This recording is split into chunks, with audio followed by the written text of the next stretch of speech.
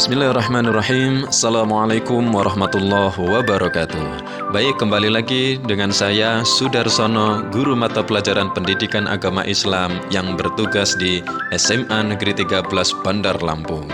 Saya adalah merupakan calon guru penggerak angkatan 11 kelas 40B tahun 2024. Pada video kali ini, saya akan menyampaikan tugas 1.1J, yaitu koneksi antar materi yang ada di modul 1.1.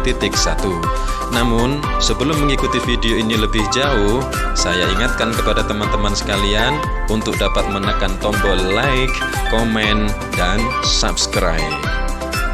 Baiklah, teman-teman, saya akan menyampaikan tugas koneksi antar materi yang ada di modul 1.1J ini, dan saya akan memaparkan 3 poin saja yang ada di kesimpulan dan refleksi. Poin yang pertama adalah apa sih yang saya percaya tentang murid sebelum mempelajari modul 1.1. Kemudian poin yang kedua, apa yang berubah dari pemikiran atau perilaku saya setelah mempelajari modul 1.1. Dan poin yang terakhir, apa hal terbaik yang dapat segera saya terapkan agar kelas mencerminkan pemikiran Ki Hajar Dewantara.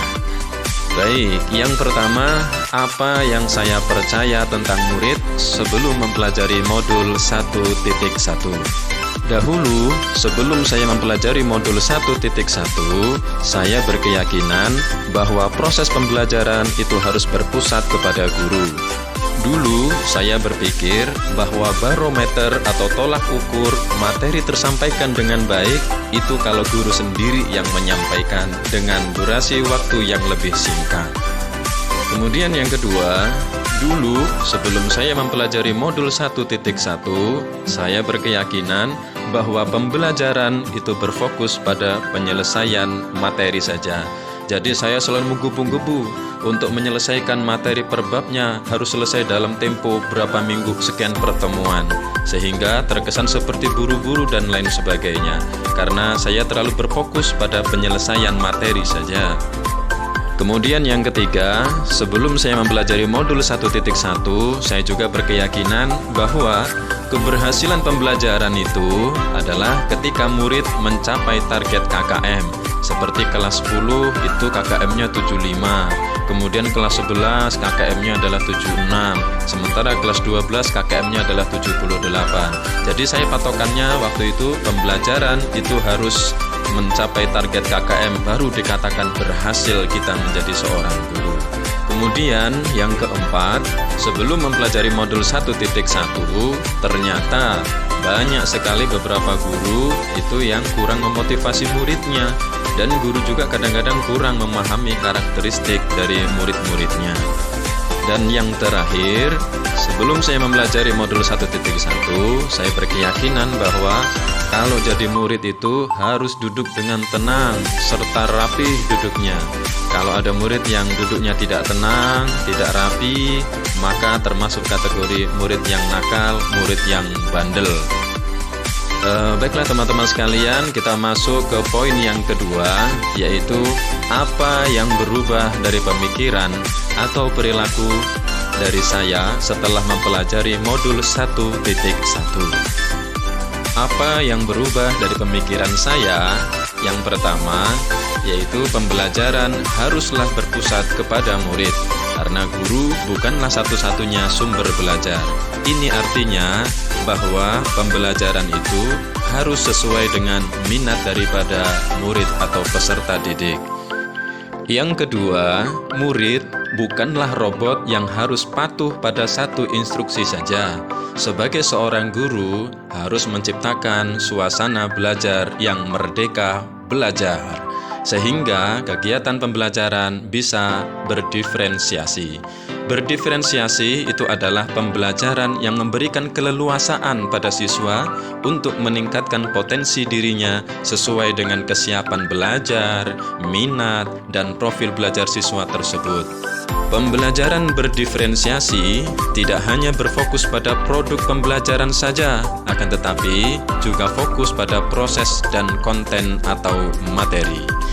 Dan yang ketiga yaitu menciptakan pembelajaran yang membahagiakan. Baik, kita masuk ke poin yang kedua, yaitu apa yang berubah dari perilaku saya. Yang pertama, yang berubah dari perilaku saya adalah saya akan menciptakan pembelajaran yang membahagiakan bagi peserta didik saya. Kemudian yang kedua, saya akan memberikan kesempatan bagi murid untuk berkreasi dalam pembelajaran, karena ini harus sesuai dengan prinsip merdeka belajar. Kemudian yang ketiga, saya akan menuntun murid dalam mengembangkan potensinya sesuai dengan bakat dan minatnya. Dan yang terakhir, saya akan berusaha menciptakan suasana belajar yang kondusif dan juga efisien. Baik, kemudian apa yang dapat segera saya terapkan lebih baik agar kelas mencerminkan pemikiran Ki Hajar Dewantara? Yang pertama, saya akan mengonsep pembelajaran yang membahagiakan. Yang kedua, saya akan menerapkan konsep merdeka belajar. Yang ketiga, saya akan memberikan apresiasi kepada semua kemampuan, keterampilan, kemajuan, dan juga perkembangan peserta didik. Kemudian, yang keempat, pembelajaran harus mengutamakan aspek budi pekerti.